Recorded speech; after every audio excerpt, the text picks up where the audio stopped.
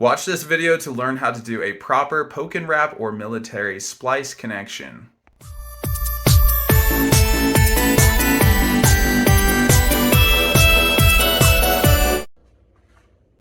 All right, going to demonstrate a poke and wrap military splice on a 3-wire installation.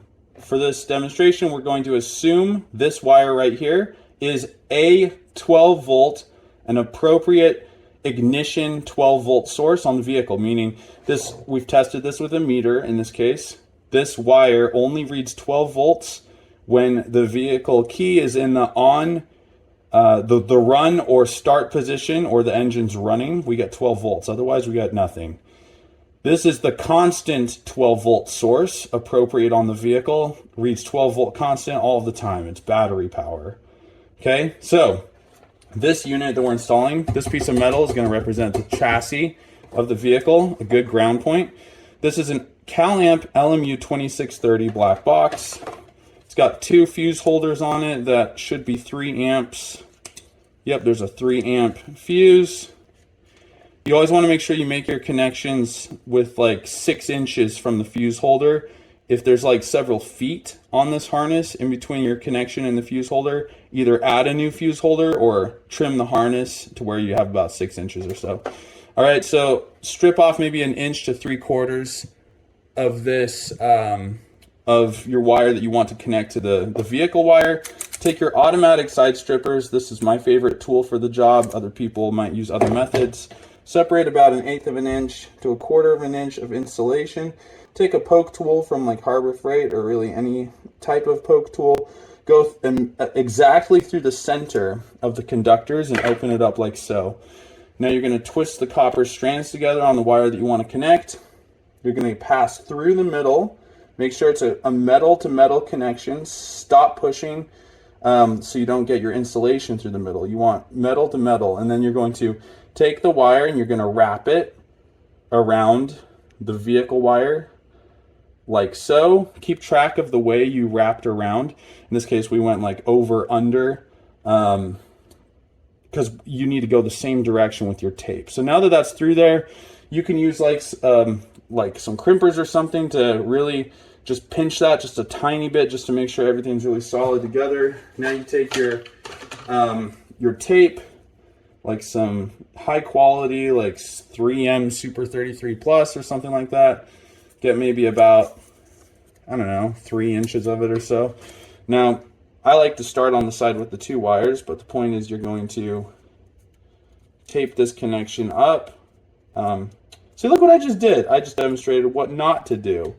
I went the opposite way of the tape. I went over with the tape. So that's what you don't want to do. So you want to wrap your tape in the same direction as you wrapped your wire. Pull the tape nice and tight, keep it clean. After you wrap this with high quality tape, we're going to add 2 zip ties.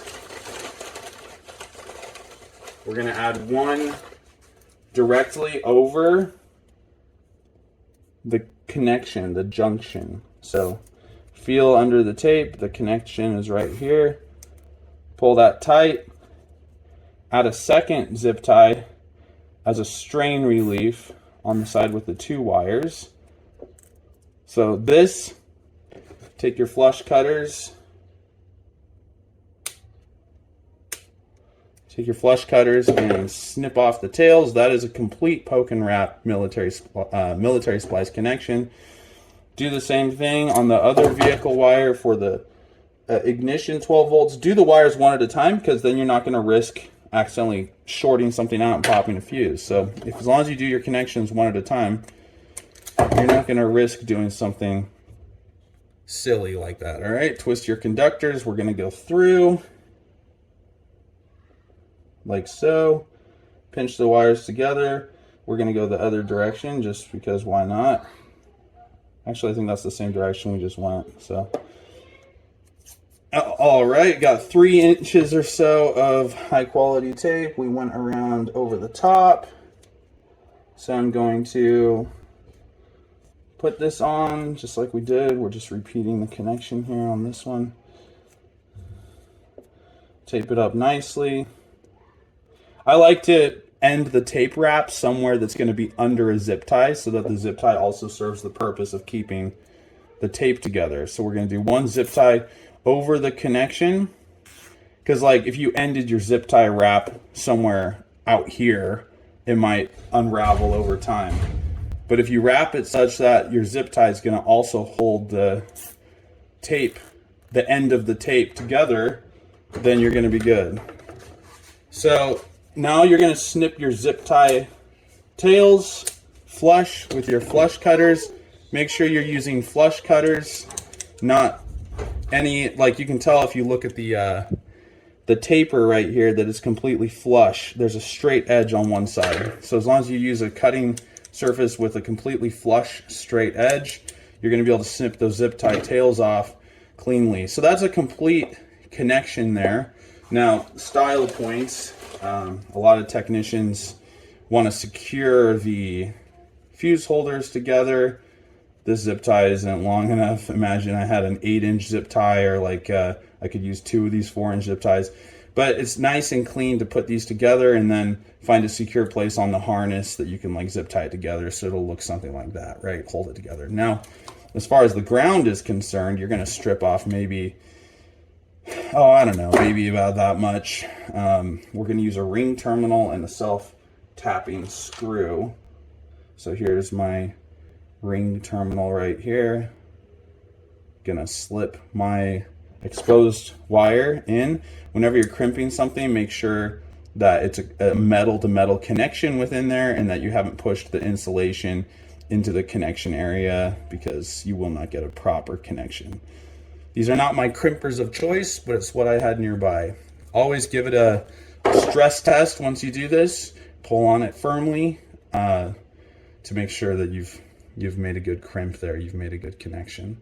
So now with this ring terminal, I'm going to take a self-tapping screw.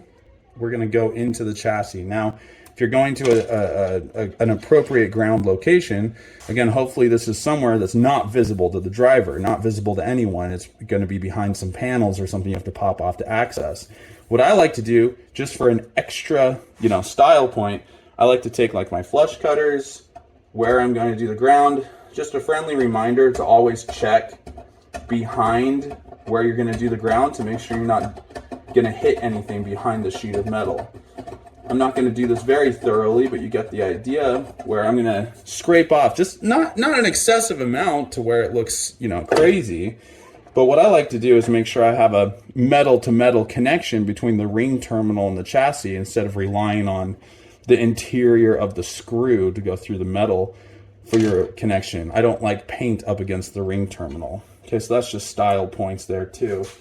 All right, so now I'm gonna put my self-tapper through my ring terminal, and it's not a bad idea to use a self-tapper outside of the ring terminal, because you need to be careful when you're doing this, because if you catch the ring terminal while you're drilling it, you're going to wrap the wire around your drill and you're going to divide by 0, and the whole world will end in a Armageddon or apocalypse. That'll be the event that kicks it all off. So, but I like to take risks. No, I'm just kidding. I don't take risks.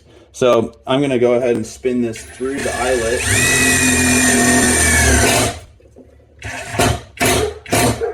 Go a little bit. Not too much, to make sure you're not going to strip it out. Now I'm going to move the connector, make sure that it's completely solid. That is not going anywhere.